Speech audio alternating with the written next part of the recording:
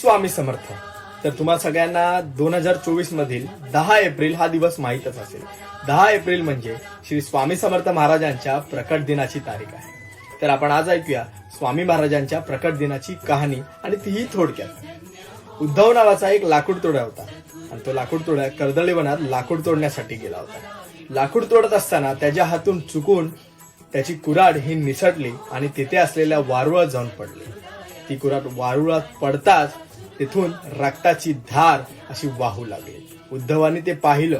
उद्धव अचकित झाले आणि थोड्या वेळातच सर्वत्र दिव्य प्रकाश पडला, आणि त्या दिव्य प्रकाशातून अजाब होऊन अशी तेजस्वी मूर्ती प्रगटली, आणि ती तेजस्वी मूर्ती म्हणजे श्री स्वामी समर्थ महाराज. उद्धवाच्या निमित्ताने स्वामी महाराजांना भक्तांच्या कल्याणासाठी प्रकट व्हायचं होतं.